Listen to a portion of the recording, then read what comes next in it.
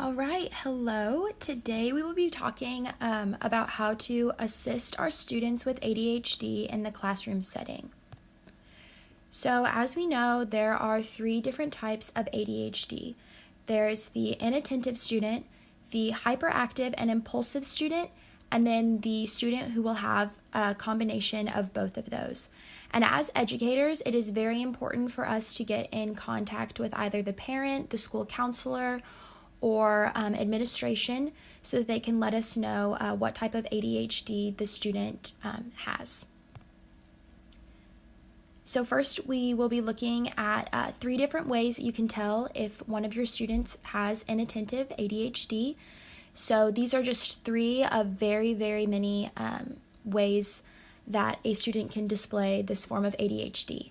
So one is that they don't pay attention well to detail, they fail to sustain their attention in class, or they struggle with keeping things organized. So struggling with keeping things organized could be anywhere from their desk to like having a messy desk, having a messy locker, always losing things in their backpack, never coming to class prepared with assignments or tools to complete the task for that day.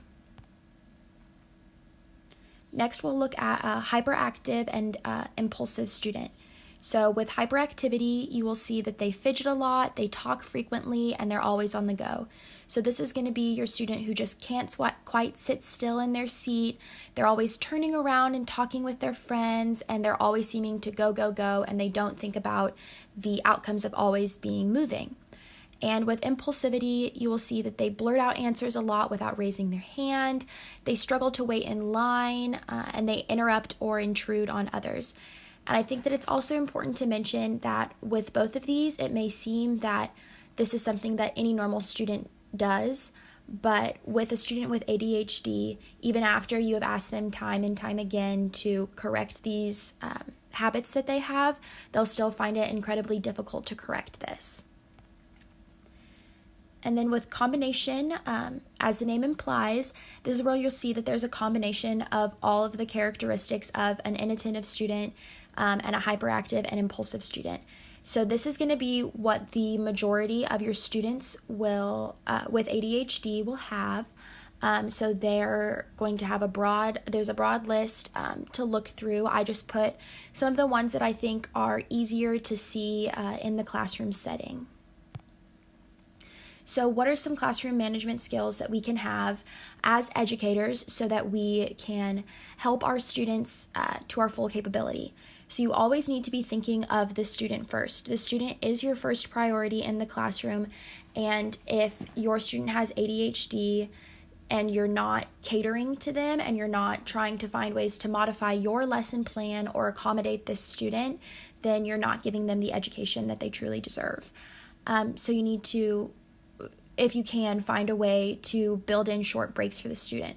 So this could be every 30 minutes taking a 5-minute break to color a picture, or take a 5-minute break to walk down to the water fountain and come back and continue with class. So it's really very, very simple to build in these short breaks, and it can make a world of difference for your student. And if your student is struggling a lot to sit still in their seat, always needs to be fidgeting with something, give them a tool or an object to fidget with so that they can hold their attention in class. Now, I know that those fidget spinners that everyone always talks about seem very, very silly, but simply giving your student a marble or a piece of Play-Doh or something maybe not as complex and toy-like as a fidget spinner, but something very simple that your student can hold in their hand and they can play with, and they can use that to let out some of their energy so that they're able to focus on you.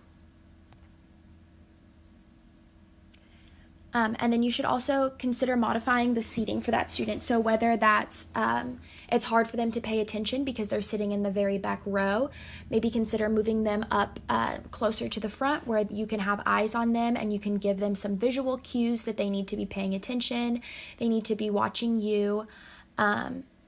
Or if it's giving them special seats, so giving them like a fidget seat that they're able to kind of move around in.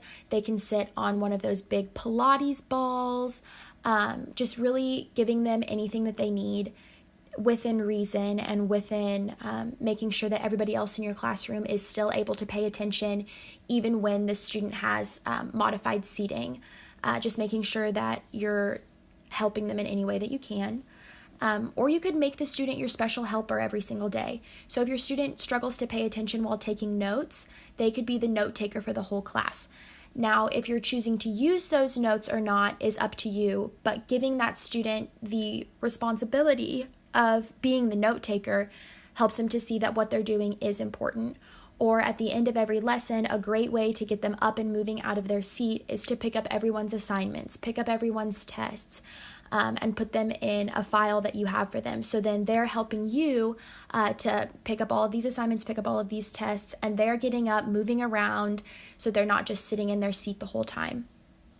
And then another skill that we need to instill into all of our students, but especially with students who have problems paying attention, is helping our students to have self-monitoring and self-motivating skills. So not always having your student rely on your visual cues or your verbal cues or everything that you're giving them, but hopefully one day making it so that they are able to come to these conclusions on their own, and they're able to say, hey, I'm not paying attention right now.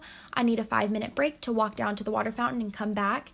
And they're able to relay that to you, and you're able to give them what they need. And then as they progress into whether you're helping them in the elementary classroom and they're progressing into middle school and high school, so that they're able to self-motivate and self-monitor what they're doing in the classroom, or if you're in a secondary classroom and they're transitioning into the adult world and they're transitioning into college, where these classes are going to take some more time and some more effort to be focused in, and the adult world where in a job you need to be focused and stayed focused. So just giving our students the tools they need to progress into these stages of their lives so they're able to stay focused. And then there's always a student first mentality that we need to have with any classroom, because happy students equal a happy teacher. Thank you.